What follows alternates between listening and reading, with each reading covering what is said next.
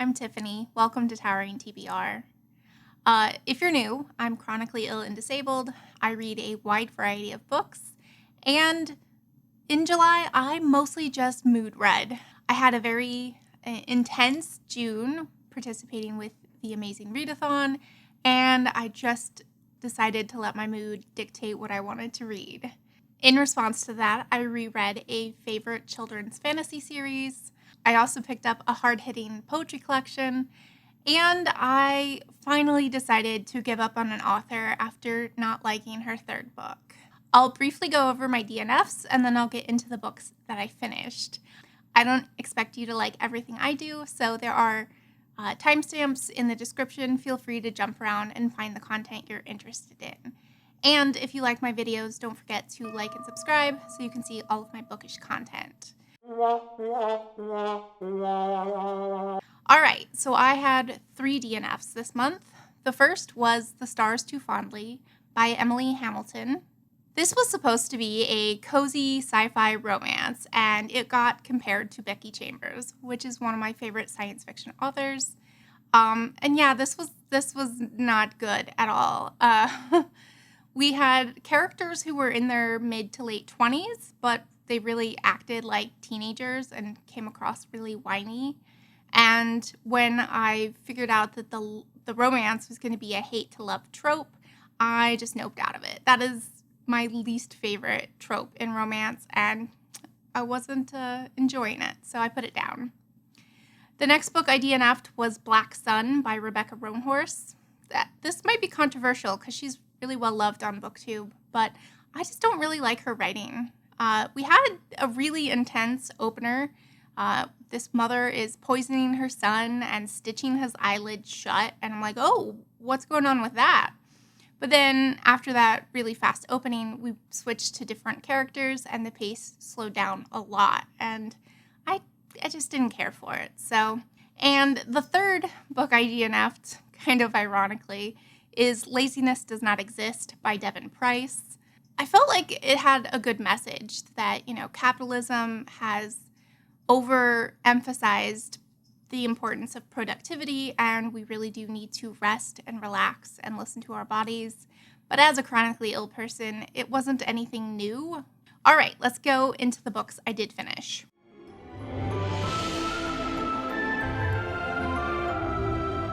My lowest rated book, and the author I am giving up on, is All This and More by Peng. I loved her first book, The Book of M. Definitely had some pacing issues, but the ending was just so brilliant. I absolutely loved her and declared I would pick up everything by her.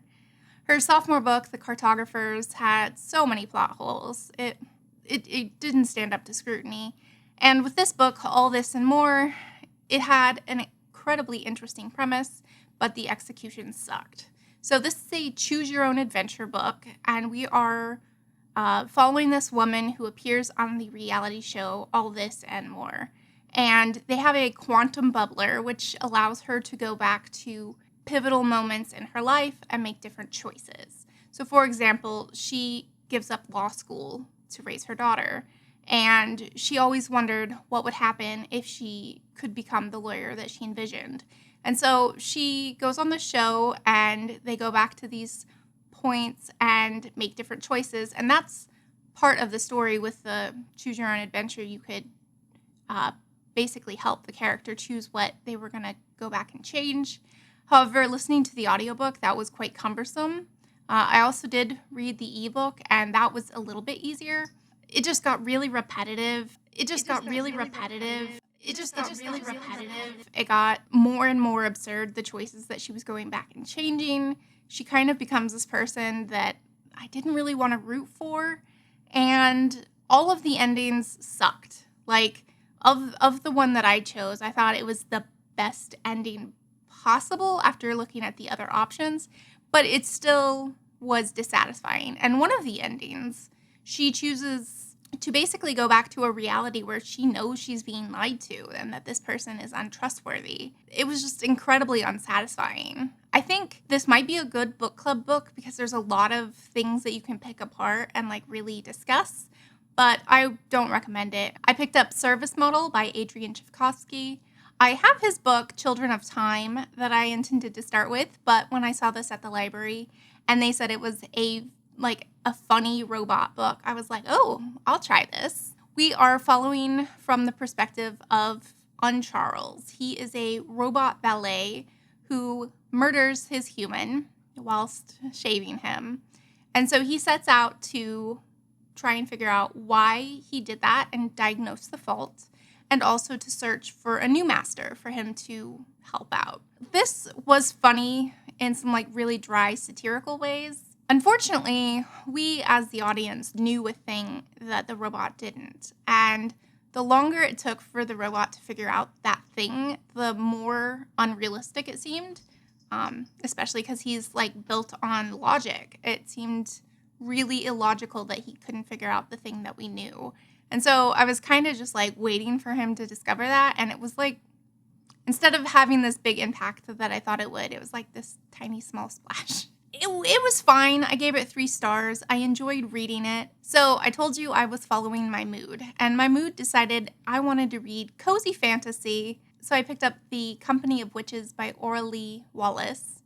This was an incredibly autumnal book. I'm not much of a seasonal reader, but the descriptions of the crisp, nippy air and crunchy leaves and pumpkin spice, it would be a really good book to read in autumn. But did my mood reading care?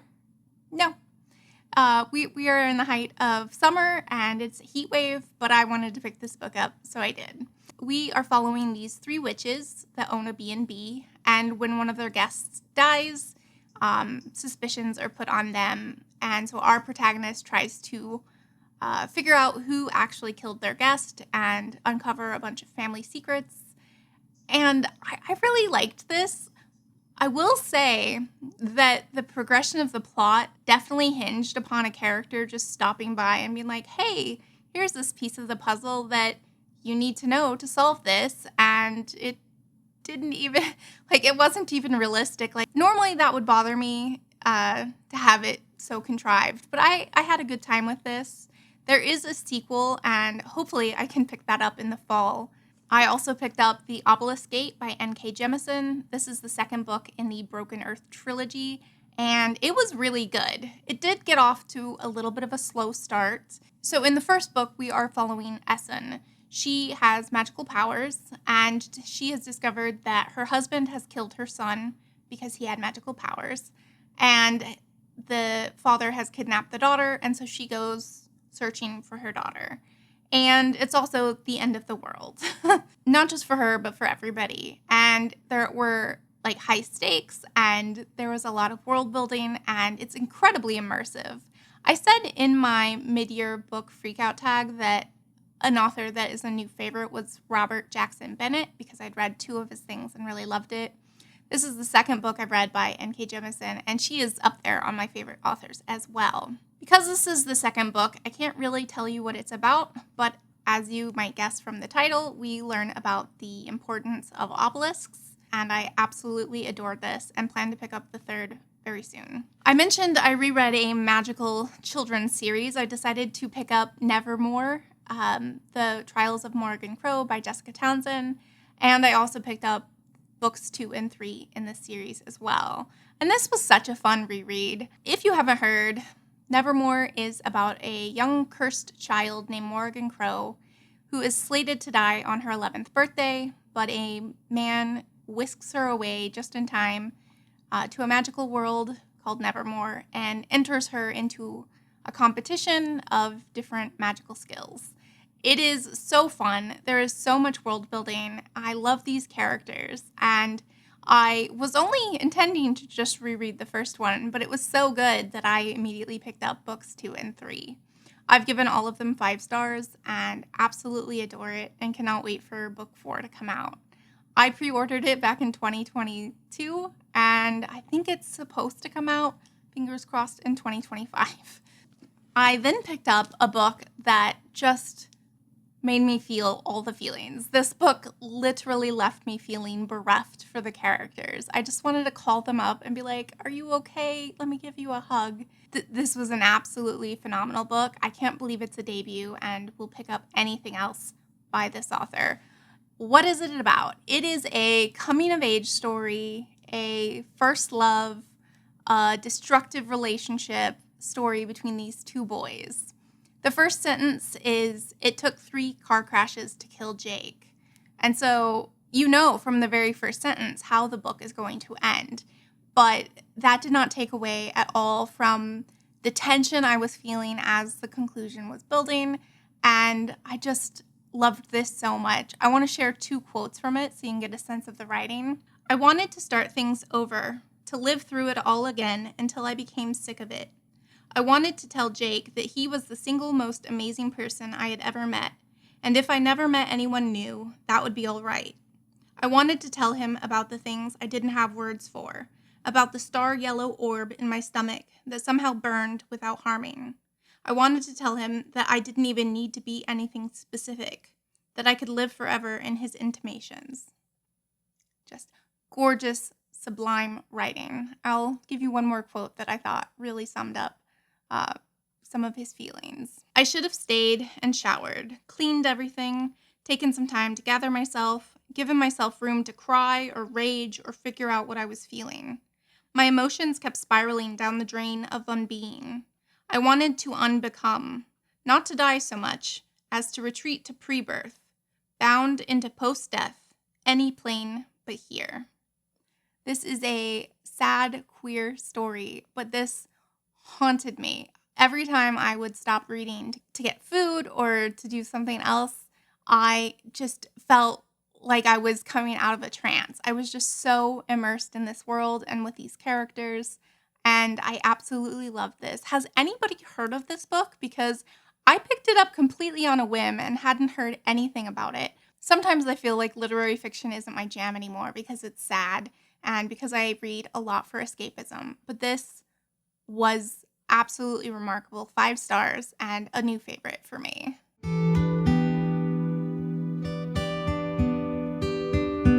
I mentioned I picked up a hard-hitting poetry collection. I picked up The Moon Turns You Back by Hala Alyan.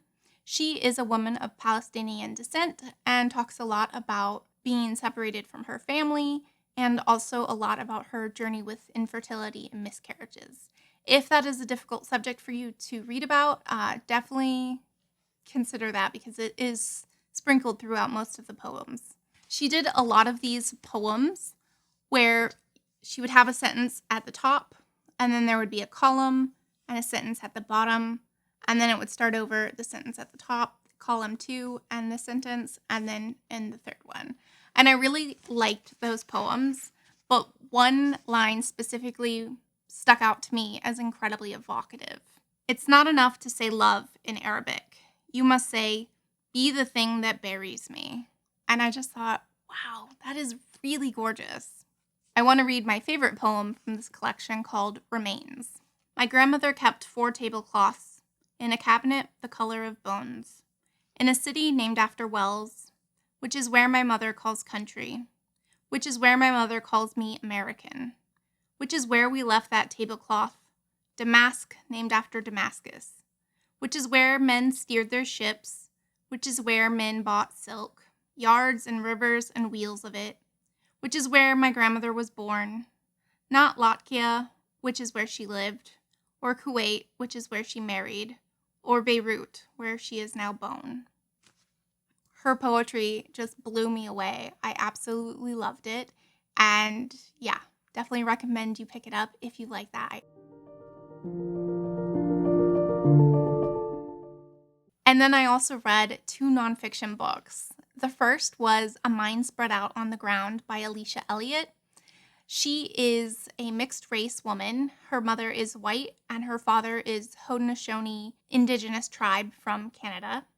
And this book is talking about her native heritage, growing up in poverty, what it's like to live on the reservation, to experience like living in filth without any running water, and a lot of mental health struggles. In fact, the title, A Mind Spread Out on the Ground, is the Haudenosaunee way of describing depression. And I just thought this was really beautiful, and I learned a lot. When she talks about her childhood, she says, "Our parents were far from perfect. but their main barriers to being better parents were poverty, intergenerational trauma, and mental illness, things neither social workers nor police officers have ever been equipped to address. Yet both are allowed, even encouraged, to patrol. She also faced quite a lot of racism for being mixed race, and what she says is, racism for many people seems to occupy space in very much the same way as dark matter. It forms the skeleton of our world, yet remains ultimately invisible, undetectable. This is convenient. If nothing is racism, then nothing has to be done to address it.